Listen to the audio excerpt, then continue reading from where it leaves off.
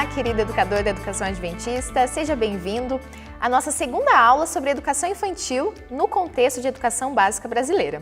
Na aula anterior, nós falamos sobre educação infantil na educação adventista. Esclarecemos algumas coisas em relação à idade certa para entrar na escola e hoje nós vamos tratar desse assunto de contextualizar a educação infantil em relação à educação básica e tratando também do documento da Base Nacional Comum Curricular. Pensando nisso, até a década de 1980, a educação infantil ela era considerada pré-escolar, como se ela fosse uma etapa anterior ao ensino fundamental, mas ela não era parte integrante ainda. Com a Constituição Federal em 1988, esse atendimento de crianças de 0 a 6 anos de idade, eles por creches ou pré-escolas, torna-se dever do Estado. Então, ali nós já temos uma crescente.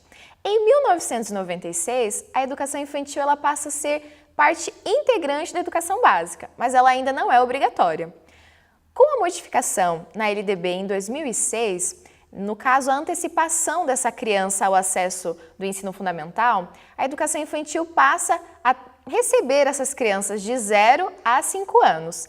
E com a emenda constitucional de número 59/2009, ela determina que a educação infantil agora é obrigatória e faz parte da educação básica, sendo de 4 a 17 anos. E em 2013, consagramos essa obrigatoriedade na LDB. Agora, em relação a como acolher essas crianças, como tratar de metodologia, o que nós temos a considerar? Então, a Base Nacional Comum Curricular, ela traz algumas dicas para nós. Elas falam que as escolas, ao acolher as vivências e esses conhecimentos construídos pelas crianças, elas devem articular as suas propostas pedagógicas. E isso tem como objetivo ampliar o universo de experiências, conhecimentos e habilidades dessas crianças, diversificando e consolidando essas práticas. Nessa direção, e para potencializar o desenvolvimento dessas crianças, a interação entre escola e família são primordiais.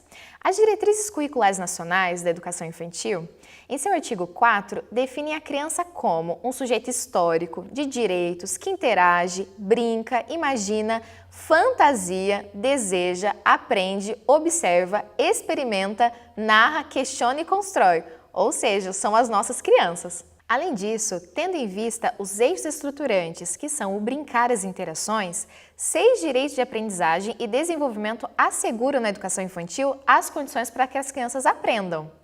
São eles: conviver. Elas precisam conviver com outras crianças, adultos, em pequenos ou grandes grupos, ampliando o conhecimento de si e do outro. Elas devem brincar de diferentes formas, em diferentes espaços e tempos. Elas devem participar ativamente com adultos e outras crianças, tanto do planejamento da gestão da escola, como nas atividades propostas pelo educador. Esse é um direito muito interessante porque ele fala que a criança deve participar e não ser uma mera executora da atividade, ou seja, ela tem que fazer parte do planejamento da gestão. Isso é importante para nós pensarmos. Continuando, o quarto direito fala sobre explorar. Explorar o quê? Os movimentos, os gestos, os sons, as formas, as texturas, as cores, as palavras, as emoções, as transformações, ampliando seus saberes sobre a cultura e nas suas diversas modalidades, que seriam a arte, a escrita, a ciência e a tecnologia. As crianças devem expressar-se também como sujeito dialógico, criativo e sensível diante de suas necessidades, que são as emoções, suas dúvidas, hipóteses, descobertas, e o último direito, que seria conhecer-se e construir sua identidade pessoal, social e cultural, constituindo uma imagem positiva dele mesmo e dos grupos de pertencimento. Essa concepção de criança que observa, cria, questiona, levanta hipóteses, se apropria do mundo sistematizado por meio da ação e das interações, ela não deve resultar de uma prática sem planejamento, voltada algumas vezes para o que se considera natural e espontâneo. É necessária uma intencionalidade educativa para que nós possamos alcançar os objetivos referentes à aprendizagem dessa criança. E essa intencionalidade educativa pressupõe um acompanhamento da aprendizagem do desenvolvimento. Como que acontece? Vai acontecer através da observação sistemática da criança, algumas vezes de forma individual e outras vezes de forma coletiva. Essa observação, ela vai ser registrada, podendo ser através de fotografias, desenhos, textos, relatórios, portfólios, arquivos biográficos. Esses registros, muitas vezes, serão a forma de avaliação que será apresentada aos pais. O interessante é que é possível evidenciar a progressão ocorrida no período observado, sempre com foco no crescimento da criança e não com a intenção de classificá-las como aptas, não aptas, prontas, não prontas, maduras ou não maduras.